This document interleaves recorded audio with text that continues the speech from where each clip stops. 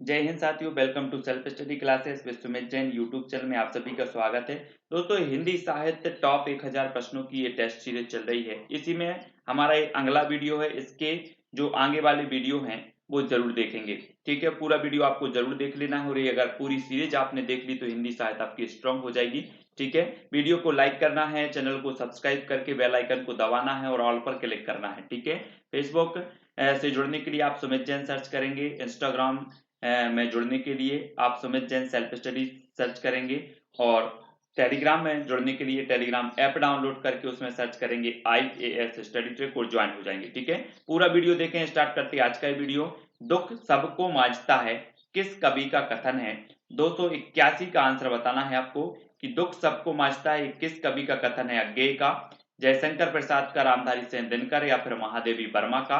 प्रश्न क्रमांक 281।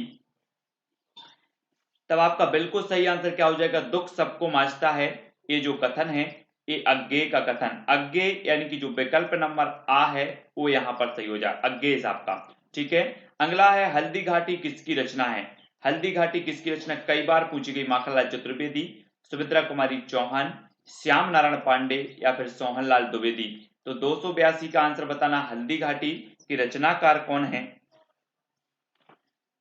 तो आपने जो उत्तर बताया है कमेंट में वो बताया है श्याम नारायण पांडे, यानी कि जो विकल्प नंबर सा है वो यहां पर सही हो जाएगा, सी नंबर का। ठीक है, अगला है लोकायतन किस विधा की कृति है? प्रबंध काव्य, मुक्तक काव्य, नीति काव्य या फिर गीति काव्य। लोकायतन बताना है, सुमित्रा नंदन पंत जी की ये रचना है लोकायतन, और ये किस विधा से संबंधित है?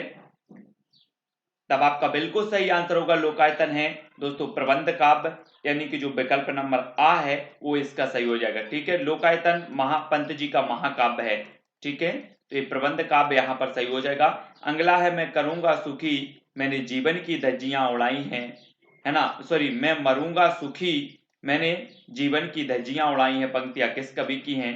केदारनाथ अग्रवाल, सर्वेश्वर दयाल सक्सेना, अज्ञेय या फिर दुष्यंत कुमार। किसकी हैं? 284 का उत्तर हमें बताना है और 284 का आपका बिल्कुल सही आंसर क्या हो जाएगा?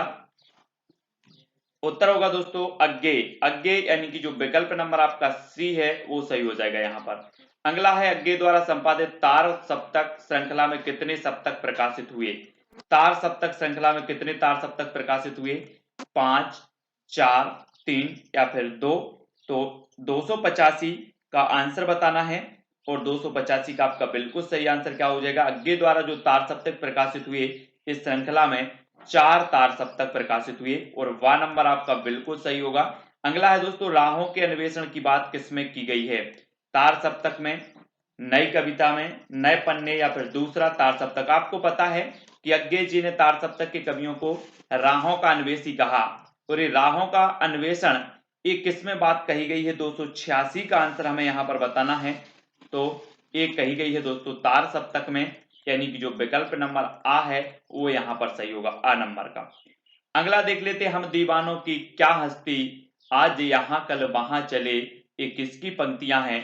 रामेश्वर शुक्लांचल की, नरेंद्र शर्मा की, वालकर्ण शर्मा नवीन की या फिर भगवती चरण वर्मा की।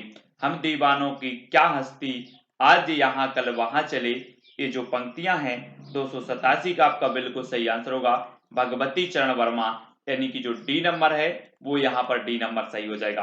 अगला देख लेते हैं, ताप के ताए हुए दिन, ताप के ताए हुए दिन की रचना है, किसकी रचना है?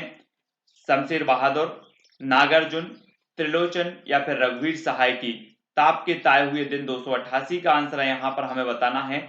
तो ये किसकी रचना मानी जाती है? और 288 का जो आपका बिल्कुल सही आंसर होगा वो होगा किसकी? त्रिलोचन की। त्रिलोचन की रचना मानी जाती है ताप के ताए हुए दिन। ठीक है, अगला है दोस्तों शकुंतला माथुर किस सप्तक में सम्मिलित थी? शकुंतला माथुर बताना है आपको। तो तार सप्तक में, दूसरा तार सप्तक, तीसरा या फिर चौथा, किस तार सप्तक की में शामिल थी शकुंतला माथुर? तो आपको बताना है, हरि भवानी शकुन करे, शेर नरे रघु धर्म करे। तो 289 का उत्तर जल्दी से बताना है, 89 का उत्तर क्या हो जाएगा? तो बिल्कुल सही आंसर होगा आपका क्या? दूसरा तार सप्तक, है ना, शेर हरि भवानी सकुन करे, शेर नरे रघु धर्म करे, ये इसका कोड है दूसरा तार सप्तक के कवियों का। जब मैंने आप दूसरा जो तार सप्तक आपको पढ़ाया था उसमें आपको मैंने पूरी ट्रिक बताई थी, वो वीडियो आप जरूर देख लेना। किस कवि को एक भारतीय आत्मा कहा जाता है? 290 का प्रश्न है, आसान है, सरल है, जल्दी से उत्तर बताने वाला है। किस कवि को एक भारतीय आत्मा कहा जाता है? तब आपका 290 का बिल्कुल सही आंसर होगा माखनलाल चतुर्वेदी। आ नंबर आपका सही हो जाएगा। ठीक है, नेक्स्ट है, मुक्त छंद की प्रथम कविता किस कवि ने रची? मुक्त छंद की प्रथम कविता किस कवि ने रची? अज्ञेय ने, निराला, पंत या फिर महादेवी वर्मा ने? मुक्त छंद की प्रथम कविता बताना है। 291 का आंसर आपका क्या हो जाएगा? तो सभी को पता है कि जूही की कली ये छंद मुक्त रचना मानी जाती है, मुक्त छंद रचना मानी जाती है, निराला जी की प्रथम रचना। 12 नंबर यहां पर सही हो जाएगा। ठीक है, आधुनिक हिंदी कविता में किस कविता को बैठे ठाणे का धंधा, बैठे ठाणे का धंधा कहा है? तो किस कविता को कहा है? नई कविता, हालावाद, प्रयोगवाद या फिर छायावाद? आधुनिक हिंदी कविता में किस कविता को बैठे ठाणे का धंधा कहा है? 292 का आंसर बताना है। तो वो किसे कहा है? आंसर हो जाएगा दोस्तों आपका प्रयोगवाद, प्रयोगवाद को कहा, यानी कि जो सा नंबर है वो बिल्कुल सही हो जाए। अगला क्वेश्चन है दोस्तों, समरस थे जड़ या चेतन, सुंदर साकार बना था, चेतनता एक बिलसती आनंद अखंड घना था। एक पंक्तियां जयशंकर प्रसाद की किस काव्य कृति से है? लहर, झरना, कामायनी या फिर आंसू? तो किस काव्य कृति से है? प्रश्न क्रमांक 293 और 293 का आपका बिल्कुल सही आंसर क्या होगा? समरस थे जड़ या चेतन, सुंदर साकार बना था, चेतनता एक बिलसती आनंद अखंड घना था। ये आपका बिल्कुल सही आंसर होगा कामायनी। और कामायनी में आपको पता है कितने सर्ग हैं? 15 सर्ग हैं। कामायनी महाकाव्य है, किसका है? जयशंकर प्रसाद का। 1935 इसका रचना काल माना जाता है। अगला है, नई कविता के प्रतिमान पुस्तक के लेखक कौन है? कई बार पूछा गया है नई कविता के प्रतिमान। नामवार से लक्ष्मीकांत वर्मा, जगदीश गुप्त या फिर अज्ञेय जी। तो 294 का जो आपका राइट आंसर होगा, नई कविता के जो प्रतिमान है वो किसकी है? ये है लक्ष्मीकांत वर्मा की। ठीक है, लक्ष्मी नई नई आती है, नई नई लक्ष्मी आती जाती है, तो लक्ष्मीकांत वर्मा आपका बिल्कुल सही होगा नई कविता के प्रतिमान। और कविता के नए प्रतिमान, कविता के नए प्रतिमान ये नामवार से की होगी, कविता के नए प्रतिमान नामवार से हैं और नई कविता के प्रतिमान लक्ष्मीकांत वर्मा। ठीक है, कई बार कंफ्यूज होता है इस रचना में। सूर्यकांत त्रिपाठी निराला की बहुचर्चित व्यंग्य प्रधान कविता कौन सी है? तो बताना है आपको व्यंग्य प्रधान जो रचना है वो कौन सी है? कुकुरमुत्ता, परिमल, अनामिका या फिर अर्चना? 295 का आंसर हमें यहां पर बताना है। और राइट जो आपका उत्तर हो जाएगा दोस्तों वो हो जाएगा कुकुरमुत्ता। कुकुरमुत्ता आपका यहाँ पर बिल्कुल सही है, व्यंग्य प्रधान बहुचर्चित रचना मानी जाती है निराला जी की। अगला है, शिवमंगल से सुमन किस युग के कवि हैं? छायावाद, प्रगतिवाद, प्रयोगवाद या फिर द्विवेदी युग? तो प्रश्न क्रमांक है 296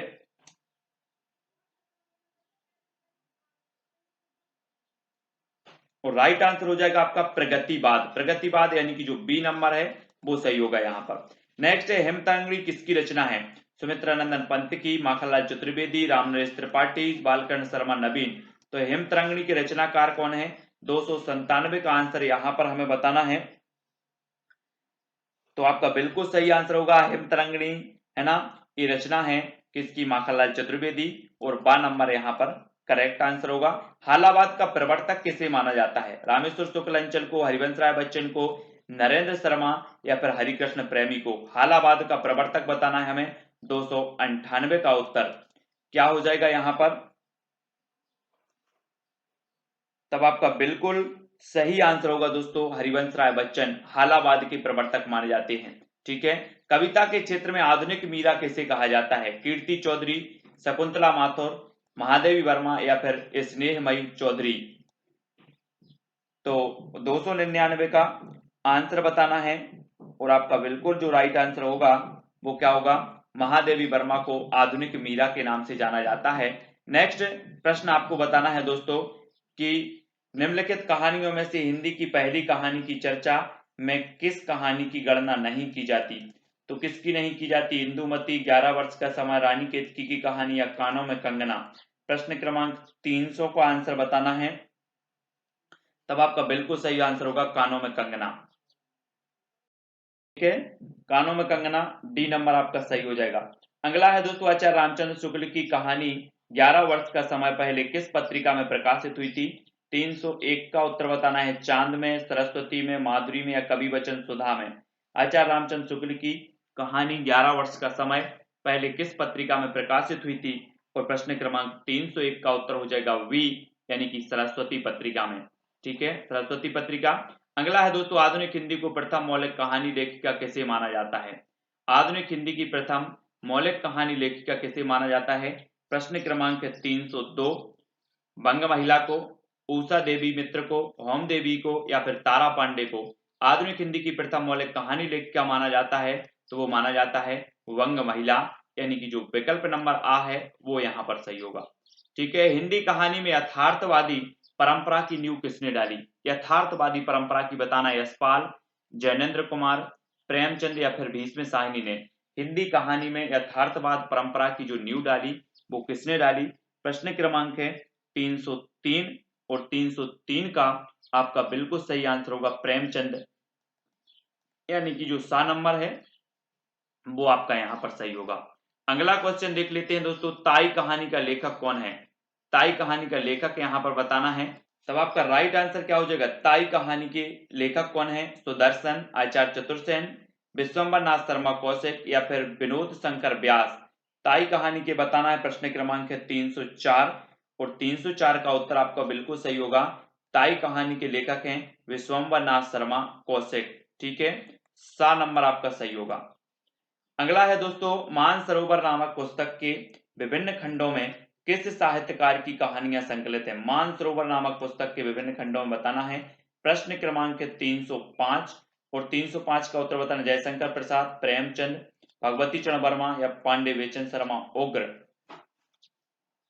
तो 305 का आपका जो बिल्कुल करेक्ट आंसर होगा वो हो जाएगा बा, यानी कि प्रेमचंद। मानसरोवर नामक पुस्तक के विभिन्न खंडों में किस साहित्यकार की कहानियां संकलित हैं? तो प्रेमचंद की हैं, वी नंबर। नेक्स्ट देखते हैं, इन कथा लेखिकाओं में हिंदी की कथा लेखिका कौन है? आशा पूर्णा देवी, होमवती देवी, महाश्वेता देवी या फिर कमला दास? इन कथा लेखिकाओं में हिंदी की कथा लेखिका कौन है? प्रश्न क्रमांक 306 का उत्तर यहाँ पर बताना है और आपका बिल्कुल सही आंसर होगा होमवती देवी। होमवती देवी, यानी कि आपका बिल्कुल सही हो जाएगा बी नंबर। अगला है दोस्तों, माधवराव सप्रे की किस कहानी की चर्चा हिंदी की पहली कहानी के संदर्भ में की जाती है? तो माधवराव सप्रे की कौन सी कहानी है जो हिंदी की पहली कहानी के रूप में इसकी चर्चा की जाती है? तो जल्दी से बताएं, 4 विकल्प हैं। तो आपने पढ़ा है, मैंने विस्तृत रूप से जब पढ़ाया था, टोकरी भर मिट्टी, ये माधवराव सप्रे जी की कहानी है ना, और हिंदी की पहली कहानियों में इसकी चर्चा की जाती है।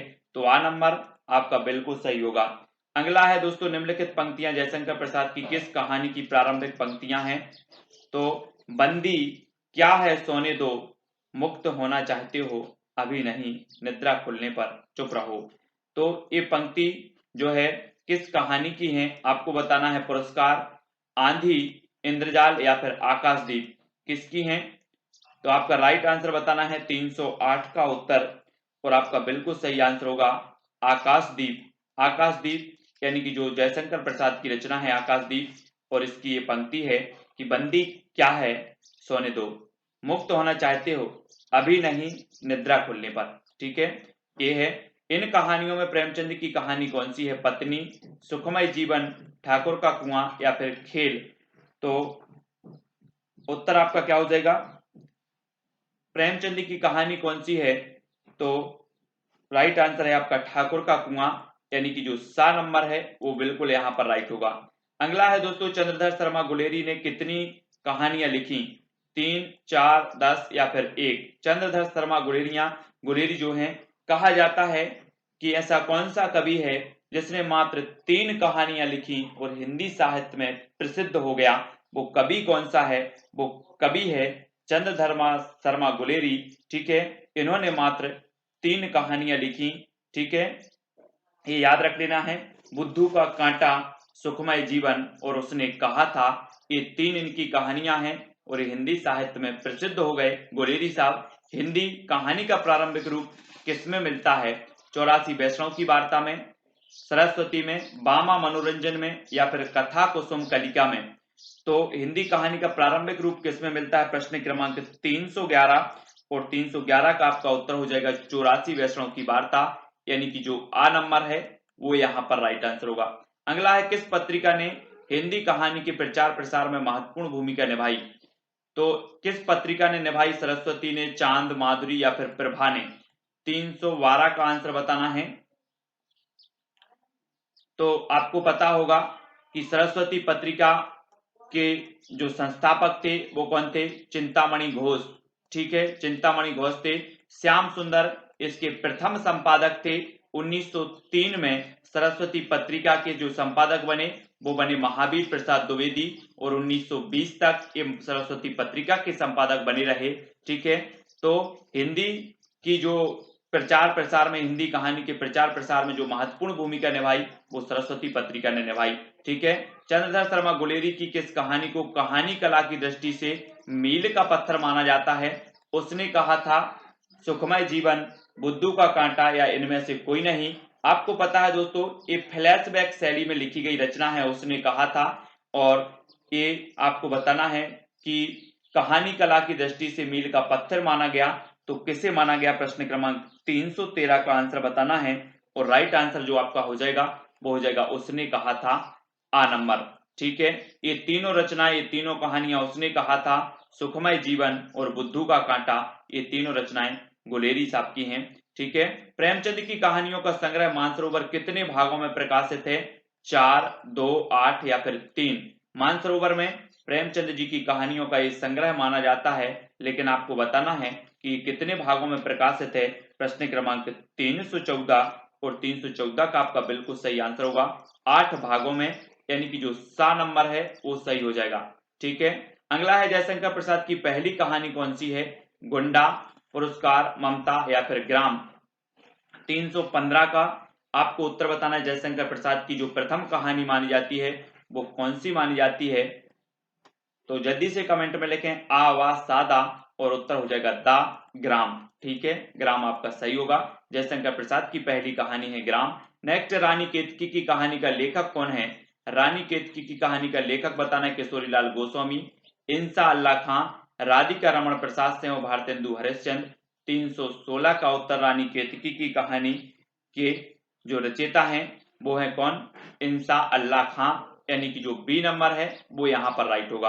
अगला है, दुलाई वाली कहानी किस लेखिका की लिखी हुई है? दुलाई वाली कहानी बंग महिला, शिवरानी देवी, उषा देवी, या फिर तारा पांडे? 317 का आंसर दुलाई वाली बताना है। 317 का आपका बिल्कुल राइट आंसर होगा बंग महिला। बंग महिला यानी कि जो विकल्प नंबर आ है वो इसका सही हो जाएगा। ठीक है दोस्तों, राजा निर्वतिया कहानी का लेखक कौन है? मोहन राकेश, कमलेश्वर, यशपाल, या फिर फणीश्वरनाथ रेणु? राजा निर्वतिया कहानी का लेखक बताना है। प्रश्न क्रमांक है 318, और 318 का जो आपका बिल्कुल सही आंसर होगा वो क्या हो जाएगा? वो हो जाएगा दोस्तों कमलेश्वर। राजा निर्वतिया कहानी के लेखक है कमलेश्वर। ठीक है, प्रेमचंद का वास्तविक नाम क्या था? आपको बताना है प्रेमचंद का वास्तविक नाम अमृत राय, धनपत राय, श्रीपत राय, और ललित राय। तो प्रेमचंद जी का जो वास्तविक नाम था 319 का आपका आंसर हो जाएगा बी, यानी कि धनपत राय इनका वास्तविक नाम था। जब इनकी सोजे वतन एक इनकी रचना थी, अंग्रेज सरकार ने इनकी सोजे वतन रचना को जब्त कर लिया। फिर जमाना पत्रिका के संपादक थे दया नारायण निगम, और इन्होंने जो है धनपत राय को प्रेमचंद नाम दिया, प्रेमचंद। ठीक है, और ये प्रेमचंद उपनाम से लिखने लगे, तब से इनका नाम प्रेमचंद चल गया। ठीक है, तो प्रेमचंद जी का वास्तविक नाम था धनपत राय, इनको जो उपनाम दिया वो जमाना पत्रिका के दया नारायण निगम साहब ने दिया। ठीक है, याद रखना है बंग महिला का वास्तविक नाम क्या था? राजेंद्र बाला घोष, रजनी वाला घोष, रजनीकांता घोष, या फिर राम प्यारी घोष? प्रश्न क्रमांक 320, बंग महिला का जो वास्तविक नाम था वो क्या था? तो वो था दोस्तों राजेंद्र बाला घोष, यानी कि जो आ नंबर है वो यहाँ पर सही होगा, आ नंबर। ठीक है, हिंदी कहानी संदर्भ और प्रकृति पुस्तक का लेखक कौन है? हिंदी कहानी संदर्भ और प्रकृति पुस्तक के लेखक बताना है इंद्रनाथ मदान, अज्ञे, देवी शंकर अवस्थी या फिर राजेंद्र यादव। 321 का आंसर बताना है और 321 का आपका बिल्कुल सही आंसर होगा देवी शंकर अवस्थी। सा विकल्प आपका बिल्कुल सही होगा। अगला है साहब, प्रथम विश्व युद्ध पर आधारित कहानी कौन सी है? सिक्का बदल गया, मलबे का मालिक, मुगलों ने सल्तनत बख्श दी या फिर उसने कहा था। 322 का उत्तर, प्रथम विश्व युद्ध पर आधारित कहानी कौन सी है? तो आपका बिल्कुल सही आंसर होगा, वो कहानी है दोस्तों उसने कहा था, चंद्रधर शर्मा गुलेरी। ये प्रथम विश्व युद्ध पर आधारित कहानी है, बहुत बढ़िया कहानी है, फ्लैशबैक शैली में लिखी गई है, आप जरूर एक बार पढ़ना। प्रेमचंद का जन्म कहाँ हुआ था? प्रेमचंद का जन्म बताना है आपको। प्रश्न क्रमांक है 323 और 323 का आपका बिल्कुल सही आंसर होगा, कहाँ हुआ था? लम्ही। लम्ही यानी कि जो आ नंबर है वो सही हो जाएगा। नेक्स्ट है, प्रसिद्ध कहानी कफन का लेखक कौन है? कफन का लेखक बताना है प्रेमचंद, यशपाल, श्रीलाल शुक्ल या फिर भीष्म साहनी। 324 का आंसर बताना है, कफन का लेखक कौन है? तो वो है प्रेमचंद। आ विकल्प आपका बिल्कुल सही हो जाएगा यहाँ पर। नेक्स्ट है, हिंदी कहानी की अंतरंग परिचय पुस्तक का लेखक कौन है? हिंदी कहानी एक अंतरंग परिचय, ये पुस्तक के लेखक बताना है। प्रश्न क्रमांक 325 का और 325 का आपका बिल्कुल सही आंसर क्या हो जाएगा? उपेंद्र नाथ अश्क। ठीक है, तो यहाँ पर हमारे बहुत सारे प्रश्न कंप्लीट हो चुके हैं। वीडियो को लाइक करें, वीडियो को शेयर भी करना है अपने व्हाट्सएप और फेसबुक ग्रुप में मित्रों तक। रोज रात्रि 9 बजे आपकी क्लास होती है हिंदी साहित्य की, ठीक है, जिसमें बहुत सारे प्रश्नों की जो टेस्ट सीरीज है वो निरंतर चल रही है। आपको सिर्फ करना क्या है, कमेंट में बताना है वीडियो कैसा लग रहा है, अपने मित्रों तक शेयर करना है, ठीक है, वीडियो को लाइक करना है। और यूजीसी नेट और पीजीटीआरपीएससी एग्जाम वालों के लिए वीडियो बिल्कुल रामबाण है। जिस तरह से अध्ययन चल रहा है, अध्यापन चल रहा है, वो आपके लिए उपयोगी है। कोई भी डाउट अगर आपको लगता है तो फेसबुक में फॉलो कर सकते हैं आप, सुमित जैन सर्च करें। इंस्टाग्राम में फॉलो कर सकते हैं Sumit Jain self study classes, और टेलीग्राम ग्रुप में जुड़ सकते हैं IAS स्टडी ट्रिक। ठीक है, तो आज के वीडियो के लिए बस इतना ही साथियों, है ना। जय हिंद।